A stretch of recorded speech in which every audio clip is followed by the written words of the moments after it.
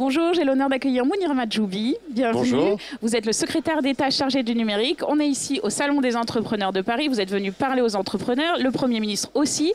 Et il vient un petit peu de dévoiler quelques mesures du futur plan d'action pour la croissance et la transformation des entreprises. Est-ce que vous pouvez nous en donner déjà les premières grandes lignes? Oui, ce qui est important de redire, c'est que dans ce pacte, l'objectif, ça va être de simplifier la vie des entreprises et de tout faire pour que les PME françaises, elles se disent, il n'y a pas meilleur endroit que la France pour pouvoir grandir, pour pouvoir se créer, grandir et développer et créer de la valeur. Donc, dans les annonces qu'il y a eu aujourd'hui, il y a eu un premier sujet sur la création.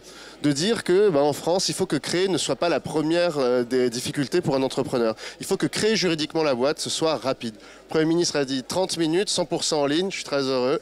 C'est ce qu'on va faire, c'est ce qu'on va mettre en place. Il a parlé aussi d'un registre unique. Aujourd'hui, vous savez que les registres sont dispersés en fonction des territoires géographiques. Et donc, l'idée, c'est que ce soit simple pour l'entrepreneur d'avoir un lieu unique d'enregistrement et de création de sa boîte. C'est le cas dans la moitié des pays dans le monde. C'est pas normal qu'en France ce soit plus compliqué. Donc on va rendre ça plus simple partout sur le territoire. D'accord. Alors concrètement, est-ce qu'il y aura d'autres pistes au-delà de ces deux annonces particulières? Sur quoi vous travaillez? Il y a un sujet sur les effets de seuil. C'est ce que rappelait le ministre de l'économie ce matin et ce qu'a rappelé le Premier ministre. Quand on passe les 10, quand on passe les 50, il ne faut pas que l'employeur ait peur. Au contraire, il devrait être heureux et fier. Il devrait se dire, c'est génial. On est 50, mais on va passer à 60 parce qu'on a envie d'être 60, parce que c'est important de grandir et qu'avec ses salariés, on apporte plus d'intelligence, plus de capacité à les conquérir des marchés. Il ne faut pas qu'ils se disent, merde, je passe les 50, ça veut dire que c'est le début des problèmes. Ça doit être le contraire.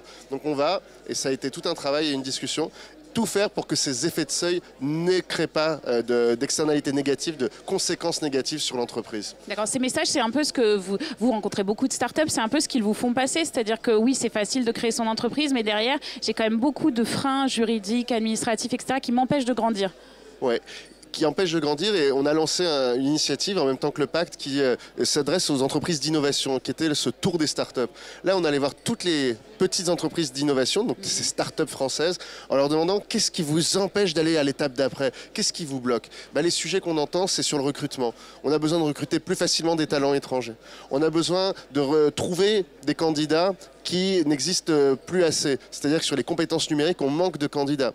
Ils nous disent aussi, sur tel et tel secteur, les processus d'enregistrement et de validation dépassent les 6 mois. En tant que start-up, 6 mois, c'est une éternité. Donc comment on fait pour ramener des délais normaux et prendre conscience de la spécificité des petites et des moyennes entreprises? Tout notre enjeu, il est autour de ces petites et moyennes entreprises pour qu'elles passent le cap et qu'elles deviennent ces grandes entreprises qui vont créer de l'emploi et créer de la valeur. Est-ce qu'il y a des modèles qui vous inspirent, des pays qui font déjà ça très bien et desquels on pourrait s'inspirer? En fait, il y a des pays qui avancent bien, il y a des pays qui font différemment, et puis il y a des éléments qu'on peut reprendre chez chacun. Donc, sur l'émergence des startups, moi, j'aime voir ce qui se passe chez nos amis israéliens, aux États-Unis, sur cette capacité à tout de suite créer, développer, se tromper et recommencer. Ça, c'est un élément qu'il faut reprendre. Par contre, je pense que sur le financement public, on est plutôt pas mal. Sur d'autres sujets, on va nous-mêmes être des inspirations pour l'étranger. En fait, il faut qu'on soit fier de ce qu'on sait faire, et puis il faut absolument qu'on soit humble sur ce qu'on pourrait faire mieux. Alors, juste pour terminer, au-delà des entrepreneurs, c'est quoi vos grands sujets du numérique dans les mois qui viennent?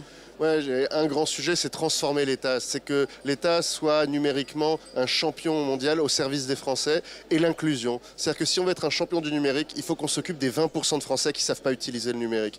Là, on est plein d'entrepreneurs aujourd'hui. On est un peu tous ceux qui savent le mieux utiliser ces technologies. Si on veut que tous ces gens-là soient des citoyens engagés et des consommateurs des produits qui sont proposés par les startups et les entreprises, il faut qu'on les accompagne dans cette compréhension du monde numérique, et c'est tout mon travail. Un vaste chantier. Merci beaucoup. Merci beaucoup.